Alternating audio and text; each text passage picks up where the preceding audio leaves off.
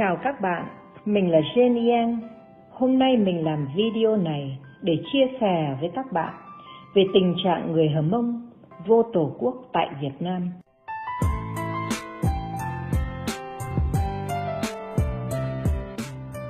Người Hờ Mông đã sinh sống trên đất nước Việt Nam từ bao đời nay. Theo truyền thống, người Hờ Mông thờ thần rừng, thần núi và ông bà tổ tiên. Nhà nước Việt Nam đã tìm nhiều cách xóa bỏ niềm tin truyền thống đó của người Hờ Mông. Từ năm 1987, người Hờ Mông bắt đầu tiếp xúc với đạo Tin Lành thông qua đài FEBC phát sóng từ Manila, Philippines. Tin Lành nhanh chóng lan ra các tỉnh phía Bắc, nơi có người Hờ Mông sinh sống.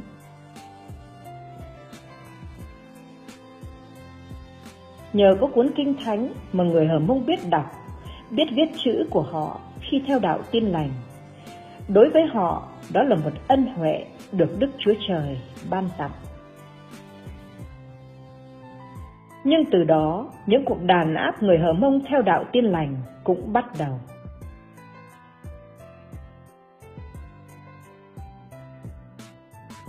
Để biện minh cho sự đàn áp, chính quyền đã vu khống rằng người Hờ Mông theo đạo Tin Lành là đang âm mưu thành lập Vương quốc Hờ Mông.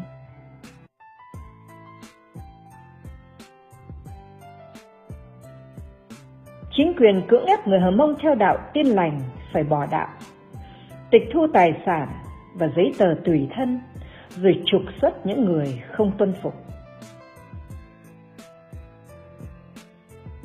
Người Hờ Mông chạy trốn chính quyền khắp nơi.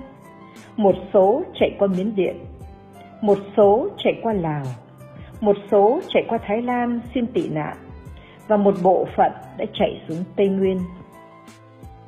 Tại Tây Nguyên, chính quyền dùng nhiều biện pháp để chia rẽ người Hờ Mông với người bản địa. Chẳng hạn, chính quyền thu hồi đất của người bản địa để bán cho các công ty, nhưng lại đổ thừa là để cấp cho người Hờ Mông di dân.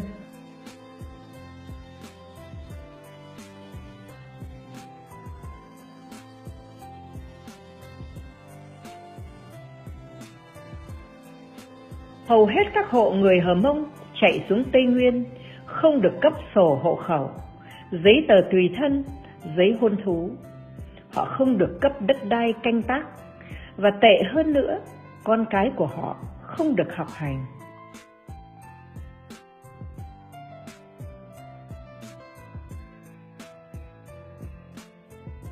Nghĩa là họ bị mất quyền công dân. Có đến hơn 2.000 hộ dân, gồm hàng chục nghìn người Hờ Mông, tại các tỉnh Gia Lai, Đắk Lắk, Đắk Nông và Lâm Đồng đang ở trong tình trạng này. Tất cả mọi người đều sinh ra có quyền bình đẳng, tạo hóa cho họ những quyền không ai có thể xâm phạm được. Trong những quyền ấy có quyền được sống, quyền tự do và quyền mưu cầu hạnh phúc. Trích bản tuyên ngôn độc lập của Việt Nam. Ấy vậy mà chính quyền lại tước đi những quyền cơ bản đó của hàng chục nghìn người Hờ Mông theo đạo Tin Lành.